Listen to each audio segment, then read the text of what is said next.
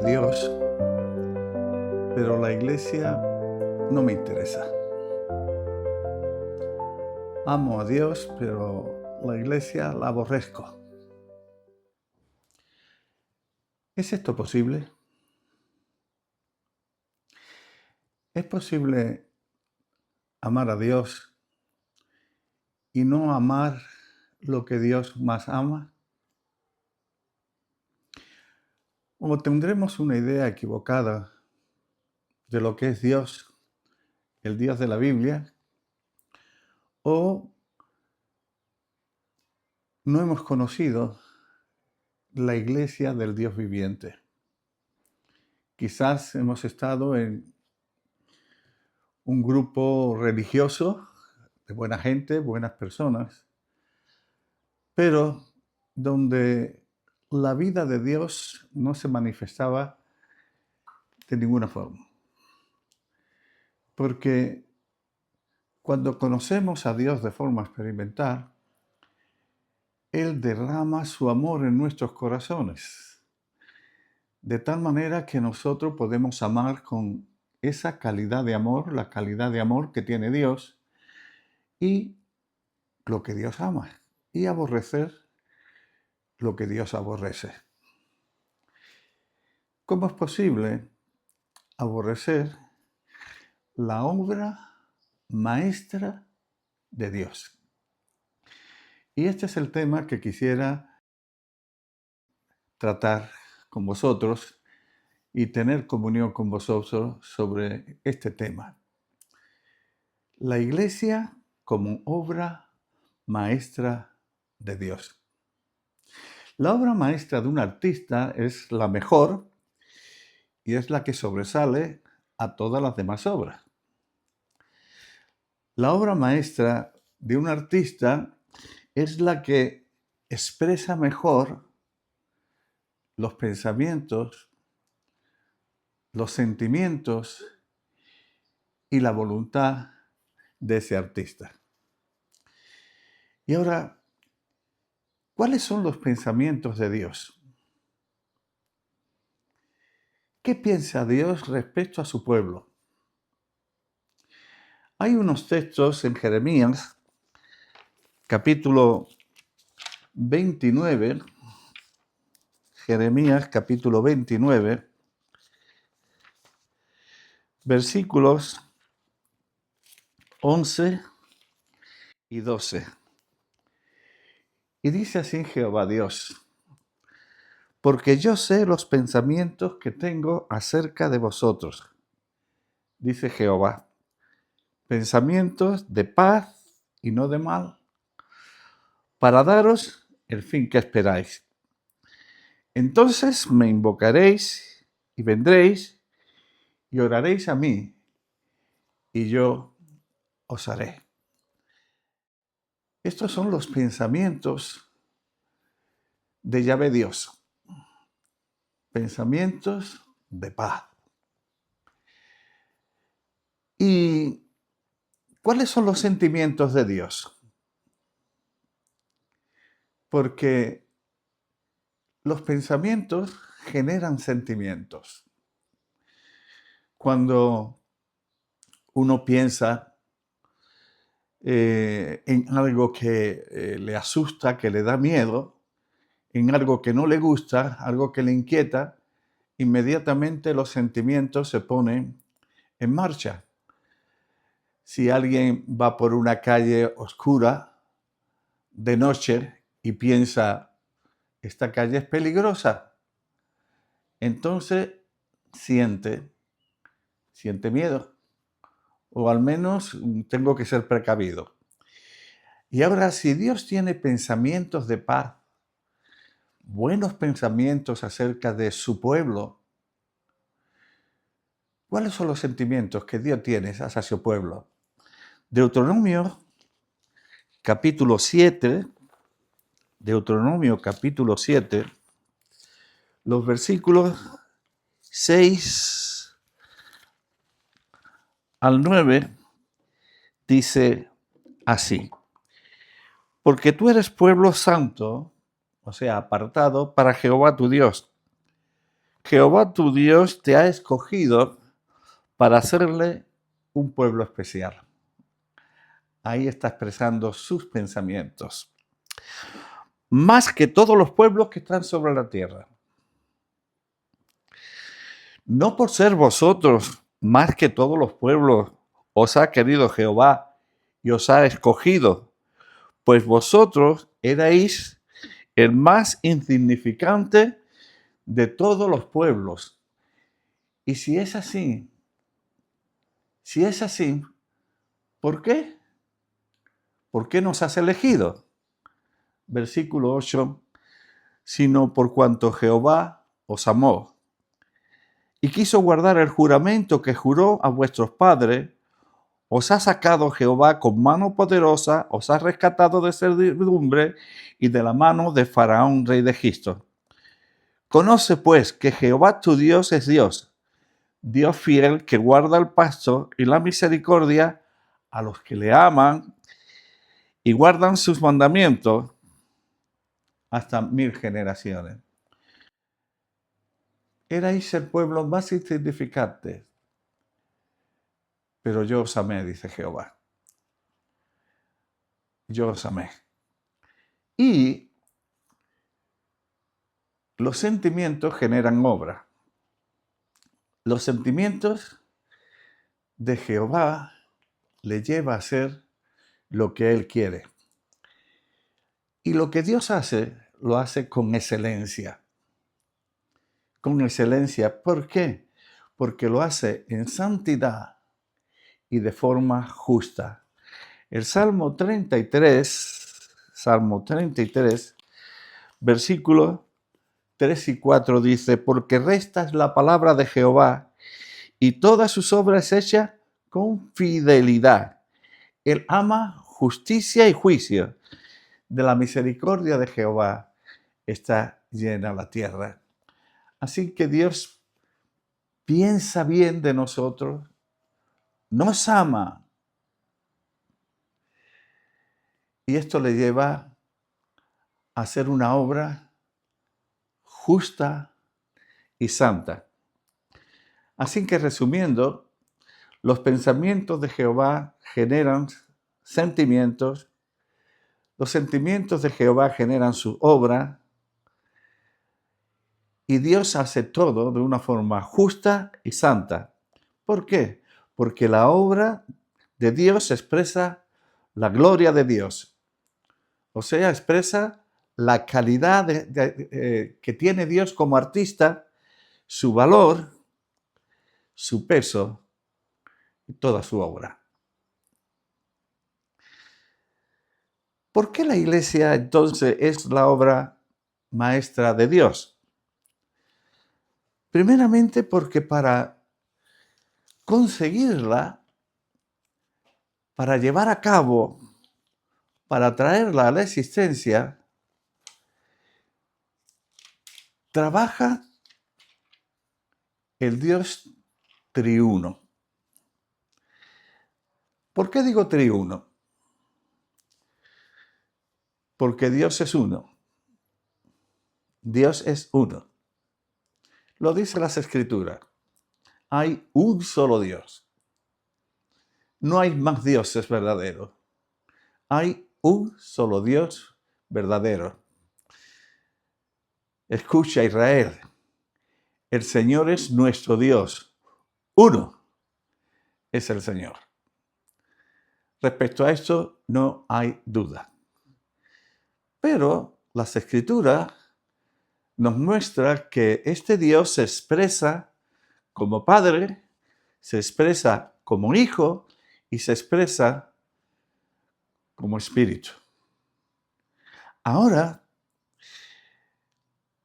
la expresión de Dios como Padre es más que una expresión.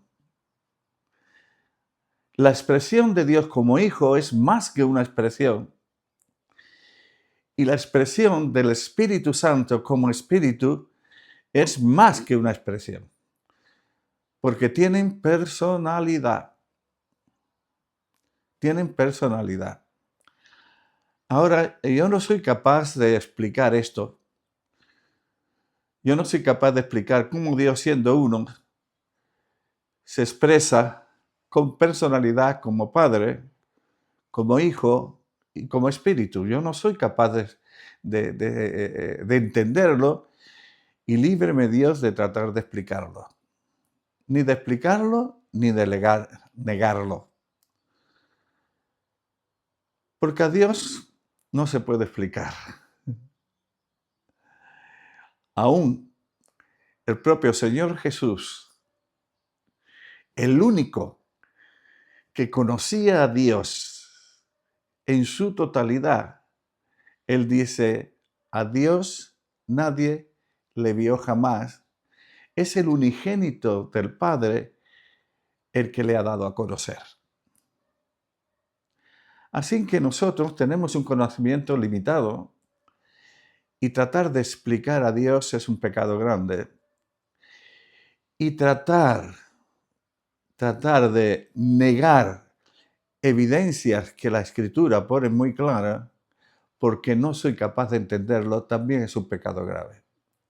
Entonces yo lo más que me atrevo a decir respecto a esto es que hay un solo Dios que, para introducirse dentro del hombre y conseguir su obra maestra, se expresa en las Escrituras como Padre, con personalidad, como Hijo, con personalidad, y como Espíritu, con personalidad.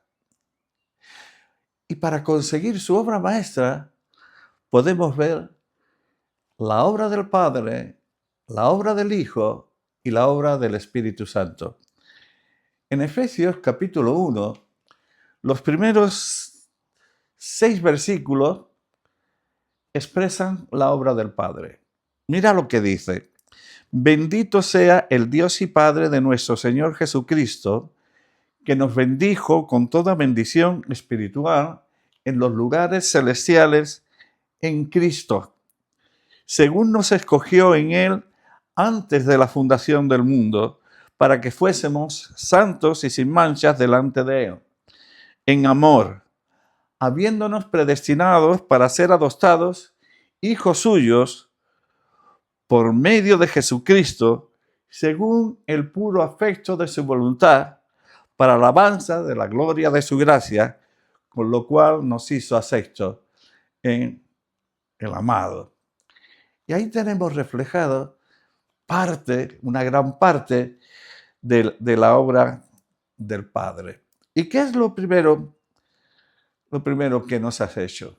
¿Qué ha hecho el Padre? Dice que nos bendijo con toda bendición espiritual en los lugares celestiales. ¿Y cuáles son todas esas bendiciones espirituales? Empieza con la elección. Según nos eligió, nos escogió en Él antes de la fundación del mundo. Ya fuimos escogidos por Dios. ¿Y cómo lo hizo? Mirad bien que Dios el Padre siempre trata con nosotros a través del Hijo, de Dios el Hijo.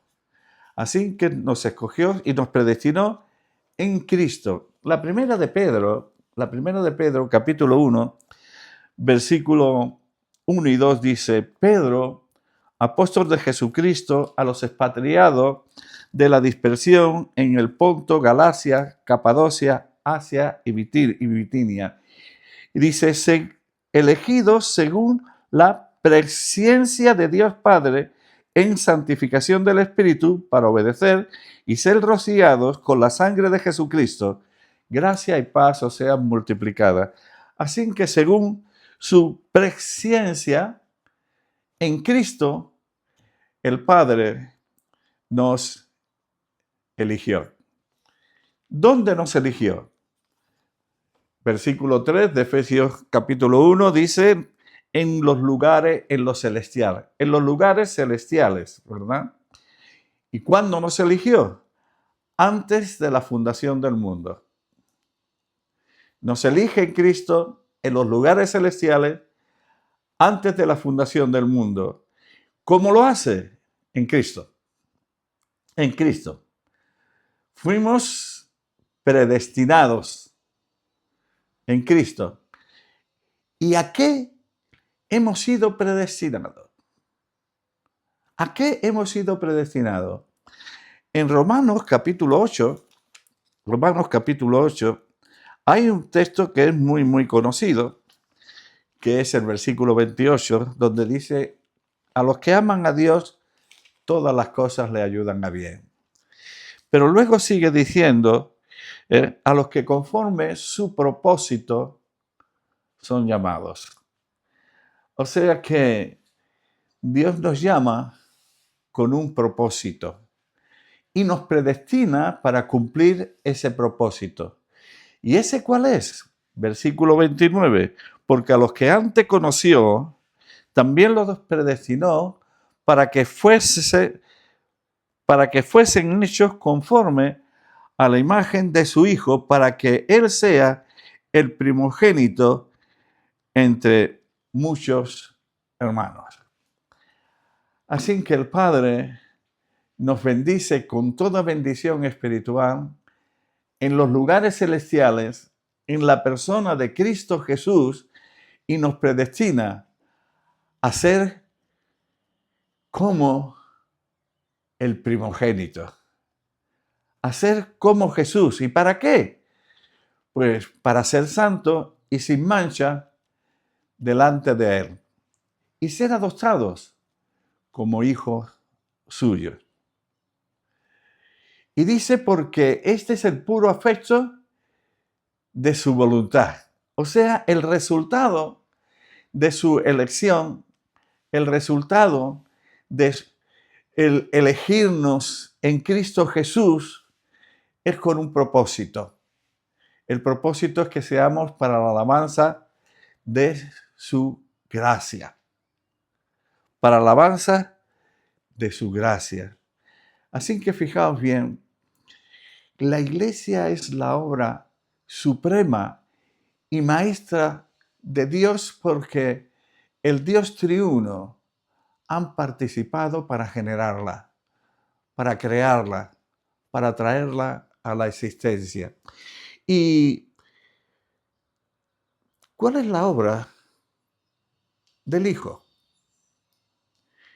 ¿Qué ha hecho el Hijo para que su obra maestra sea llevada a cabo? ¿Qué ha hecho el Hijo? Bueno, primeramente, siendo Dios, se hizo hombre.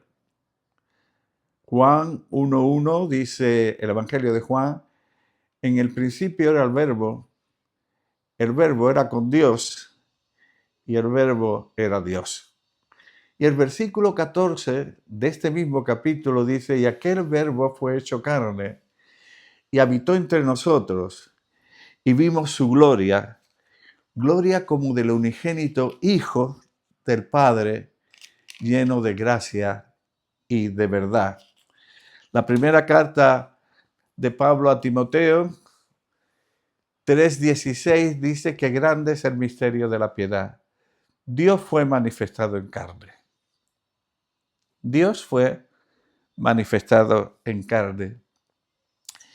Y la carta a los Filipenses, en el capítulo 2, a partir del versículo 5, estos textos tan conocidos, de haya pues en vosotros este sentir que hubo también en Cristo Jesús, el cual siendo en forma de Dios, no estimó el ser igual a Dios como cosa que aferrarse, sino que se despojó a sí mismo, tomando forma de siervo, hecho semejante a los hombres, y estando en la condición de hombre, se humilló a sí mismo, haciéndose obediente hasta la muerte y muerte de cruz. Por lo cual Dios le exaltó hasta lo sumo y le dio un nombre que es sobre todo nombre, para que en el nombre de Jesús se doble toda rodilla de los que están arriba en el cielo y abajo en la tierra, y toda lengua confiese que Jesucristo es el Señor, para gloria de Dios Padre. Así que el primer paso, digamos, de Jesús para llevar a cabo su obra maestra, su obra perfecta, es hacerse hombre. Y cuando Él viene a la tierra, naciendo de la Virgen María, habiendo sido engendrado por obra y gracia del Espíritu Santo, él confiesa algo. Cuando él está declarando, expresando al Padre, él en Juan 8:29 dice, el que me envió, conmigo está. Así que cuando Jesús viene, es hombre, él no está solo. Él confiesa que el que le ha enviado está con él. Cuando Felipe le pregunta, y ahora estamos en Juan 14, pues Señor, muéstranos al Padre y nos basta. Jesús le dice, Felipe, tanto tiempo que estoy con vosotros y no me has conocido. Quien me ha visto a mí, ha visto al Padre. ¿No crees que yo soy en el Padre y el Padre es en mí? Yo soy en el Padre. Y luego, fijaos bien, Jesús, cuando le quedan horas para ir a la cruz, él en una oración expresa lo que él deseaba, lo que había en su corazón. En Juan 17, versículo 21 al 23 dice, para que todos sean uno, como tú, oh Padre, en mí y yo en ti, que también sean uno en nosotros. Tú y yo, Padre, somos uno. Y lo que yo deseo es que ellos sean uno en nosotros, para que el mundo crea que tú me enviaste. La gloria que me diste yo les he dado para que sean uno, así como nosotros somos uno. Yo en ellos y tú en mí, para que sean perfectos en unidad. Así que fijaos bien, Dios se hace hombre. Y este hombre, llamado Jesús, el Padre está en él. Habita en él. Él lo expresa porque lo que Jesús predica es lo que el Padre le ha dicho que tiene que predicar. Las obras que Jesús hace son las que el Padre hace. La voluntad que Jesús busca es la voluntad del Padre, no su propia voluntad. O sea que como él expresa en este mismo capítulo, él ha glorificado al Padre, ha expresado al Padre. La gloria es Dios expresado. Ha expresado al Padre. Y el deseo de su corazón es que como el Padre y Él son uno, nosotros seamos uno porque ellos están en nosotros. ¿Estáis, queridos santos, estáis captando la altura de la obra suprema y gloriosa de Dios? La obra del Hijo. Vivió una vida humana perfecta. Porque si Él no hubiese vivido una vida humana perfecta, Él no podría haber efectuado la redención. Nos dice la carta a los hebreos que tal sumo sacerdote nos convenía.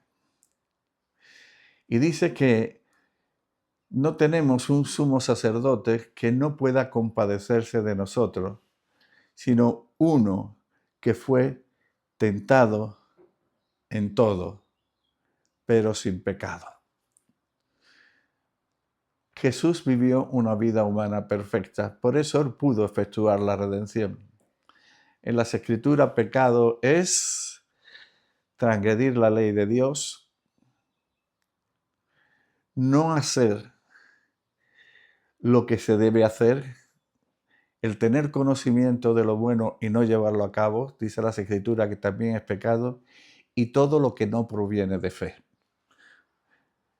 Jesús vivió totalmente de acuerdo a lo que la ley de Dios expresa, el corazón de Dios. El corazón de Dios. Así que Él vivió una vida humana perfecta y murió en una cruz. ¿Para qué muere en la cruz?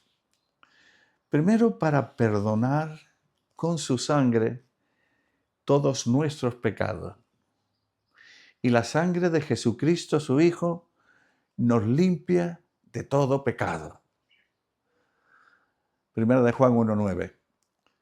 1:7 dice que si confesamos nuestros pecados, Él es fiel y justo para perdonar nuestros pecados.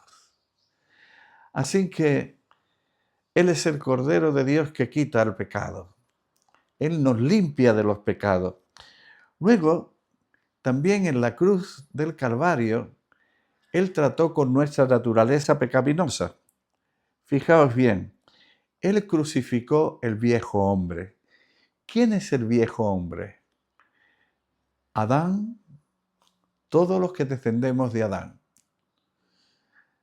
Cuando Jesús murió en la cruz del Calvario, dice que Él crucificó el viejo hombre. Romanos 6 dice, sabiendo esto, que nuestro viejo hombre fue crucificado juntamente con Él. Él también crucificó la carne. Crucificó la carne. En Gálatas 5:24, dice así la palabra de Dios. Gálatas 5:24. Pero los que son de Cristo han crucificado la carne con sus pasiones y sus deseos. ¿Dónde está nuestra carne? En la cruz de Cristo. Allí lo hemos crucificado. También condenó el mundo.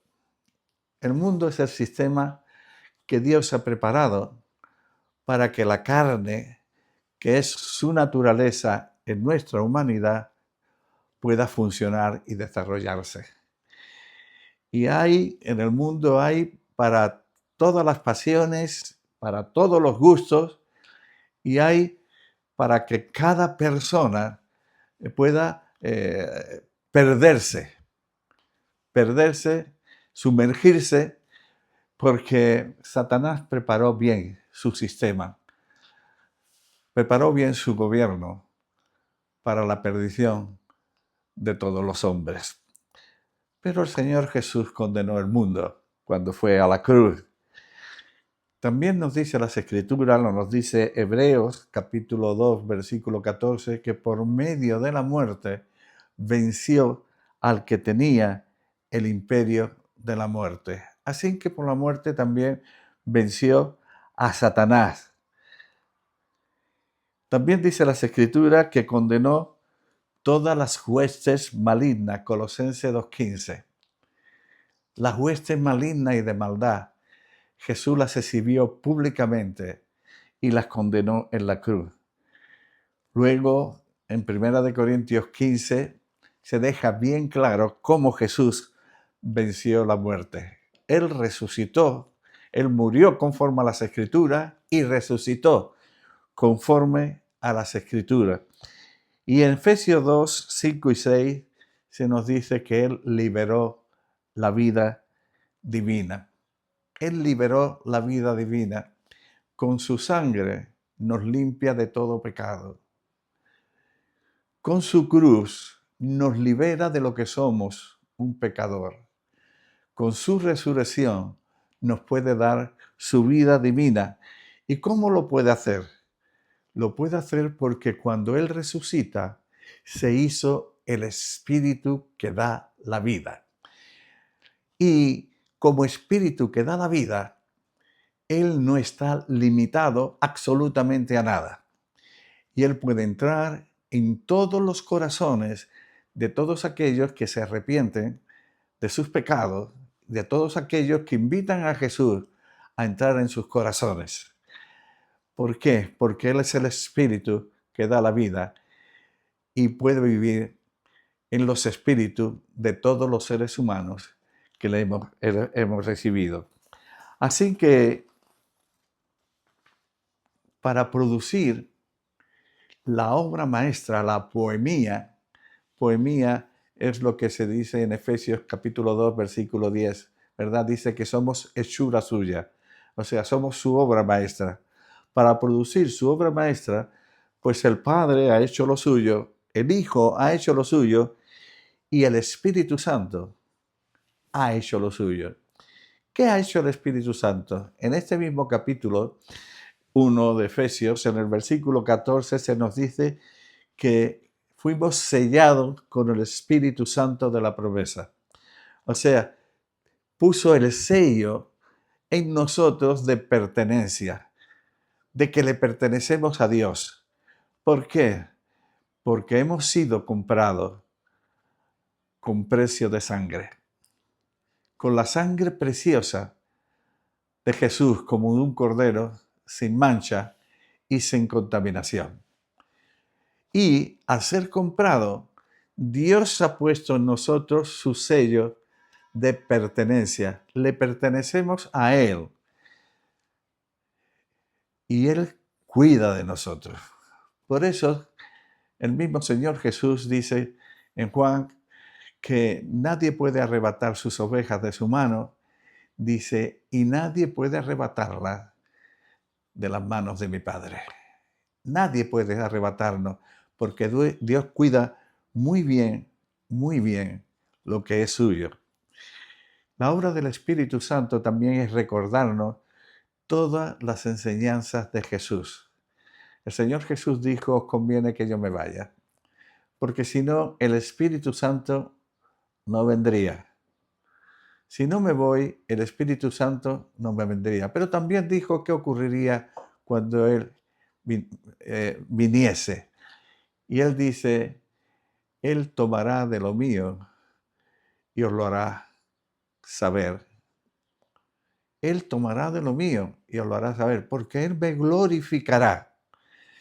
También es obra del Espíritu Santo saturarnos con los sentimientos y la voluntad de Dios. Saturarnos con los sentimientos y la voluntad de Dios. En Gálatas capítulo 5, versículos 22 y 23, ahí vemos cuál es el fruto del Espíritu. Gozo, paz, amor, paciencia, benignidad. Todo eso es posible vivirlo cuando estamos saturados de la vida, de los sentimientos, de la naturaleza de nuestro Padre. Y también la obra del Espíritu Santo es guiarnos en cualquier circunstancia de la vida. A veces en nuestras vidas se nos presentan circunstancias que si el Espíritu Santo no nos ayuda, no sabríamos cómo salir de ella y posiblemente quedaríamos en algunas de ellas, quedaríamos atrapados, encadenados. Cuando el Señor Jesús habla de y cuando os persigan y estéis delante de magistrados, no preocupaos por lo que habéis de decir, pues el Espíritu os dará la palabra. Cuando hay persecución, cuando estamos ante una situación que no sabemos qué hacer, si ir adelante, si ir atrás, si a un lado es malo, si al otro lado es malo, entonces, qué tesoro es el Espíritu Santo para guiarnos con la sabiduría que solamente Dios tiene. Así que, hermanos, yo amo la iglesia. Yo sé que la iglesia a veces no es como debería ser, lo sé, pero es como un niño que vestido de nuevo sale corriendo un día de lluvia y cae en el barro. Cae en el barro. Cuando coges el niño está de barro por todos lados que no sabes qué hacer. Aunque te den ganas de tirar al niño, no lo haces, ¿verdad? Porque detrás del barro está el niño. Yo sé que muchas veces la iglesia de Dios, la iglesia verdadera, tiene barro, tiene mucho barro, pero detrás del barro está Dios y su obra completa. Por eso la iglesia es la mejor, la más alta de las obras que Dios ha hecho, porque el Dios triuno ha trabajado para llevarlo a cabo. Pero también hay otra razón por la cual la iglesia es la obra maestra de Dios. ¿Cuál es la razón? ¿Por de dónde ha sacado su material? para hacer lo que Dios ha hecho, sacó su material de lo más bajo. Dice el apóstol Pablo en Efesios capítulo 2, versículo 1, que nosotros estábamos muertos en nuestros delitos y pecados, que Él nos dio vida cuando estábamos muertos en nuestros delitos y pecados. Nos dice también el apóstol Pablo en 1 Corintios 1:27 que de lo necio y vil de este mundo nos eligió Dios para avergonzar a los sabios. Nos dice Romanos capítulo 5, versículo 10, que antes éramos enemigos de Dios. Dice el apóstol que si siendo enemigos de Dios fuimos reconciliados con Dios, mucho más seremos salvos por medio de su vida. Pero éramos enemigos de Dios y éramos personas que estábamos en condenación. Estábamos en condenación. No que nos íbamos a perder, no, sino que estábamos perdidos. Totalmente perdidos. Y en las Escrituras la perdición tiene estos dos sentidos. Uno es estar fuera de tu dueño y lo otro es que lo que se pierde se pudre. Si yo pierdo la cartera mía está perdida porque no está conmigo y es mía. El hombre fue hecho por Dios y para Dios. Y haciendo mal uso de su libertad, le dio la espalda a Dios y se perdió. Pero imaginaos que en vez de perder la cartera yo pierdo 2 kilos de carne. Estaría perdida porque la carne no estaría conmigo, pero también porque la carne perdida se pudre. Así ocurre con el hombre. Así está ocurriendo con nuestro mundo. El mundo que nos rodea es un mundo que está perdido porque no está en Dios y se está pudriendo. Se está pudriendo cada vez peor. Estando una vez en Buenos Aires, dando un paseo por un parque, a lo lejos vimos una obra de un artista muy, muy agradable. Tenía casi la altura de 2 plantas, de un edificio de 2 plantas, y era muy, muy, muy hermosa de ver. Era muy hermosa de ver. Cuando nos acercamos a esa obra, que seguramente era la obra maestra del artista que la hizo, no recuerdo su nombre, nos dimos cuenta de algo, de que ese artista había conseguido darle forma a esa obra maestra con materiales que había sacado de la basura. De la basura había sacado esos materiales y de ellos formó su obra maestra. Así es la iglesia, hermanos. Así es el pueblo de Dios. Dios dice, no os elegí porque fueseis mejores, sino erais los más vil, erais los más bajos. Pero de lo más bajo, ¿a dónde nos ha llevado Dios? Y esta es la tercera razón por la que yo creo que la iglesia de Dios es la obra maestra de nuestro Dios, la mejor obra, la mejor de sus obras, porque sacándonos de donde nos ha sacado, ¿a dónde nos ha llevado? Primeramente, de acuerdo a lo que dice el apóstol Pablo, nos ha llevado, fijaos bien, nosotros que en este cuerpo pecaminoso teníamos la carne, que es la naturaleza del enemigo de Dios, ahora nos ha llevado a ser participantes de su naturaleza divina. Participantes de su naturaleza divina. De estar en Adán, el antiguo Adán, el viejo Adán que pecó y por lo tanto trajo sobre él el juicio de Dios y como éramos pecadores, la condenación y como resultado de todo esto es la muerte. El primer hombre que era de la tierra, es el viejo hombre. Pues de estar en el viejo hombre, Él nos ha llevado a ser el nuevo hombre. Y ese hombre, de acuerdo a lo que dice el apóstol Pablo, en la primera de Corintios 15, dice que es del cielo, que es celestial. Que el igual que llevamos en nosotros lo terrenal del terrenal, ahora estamos llevando en nosotros lo celestial del celestial. Porque el nuevo Adán, el postrer Adán, es Jesucristo, ¿verdad? De ser enemigos de Dios, ser familia de Dios. Ahora somos familia de Dios, porque tenemos los genes de Dios.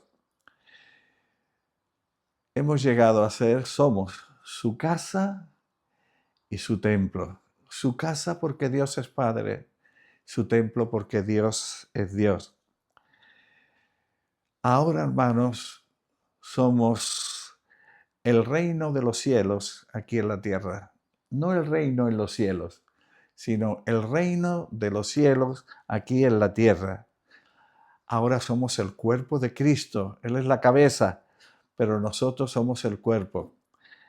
También somos su esposa, aquella que Él se la está preparando sin arruga y sin mancha para el día de las bodas del Cordero.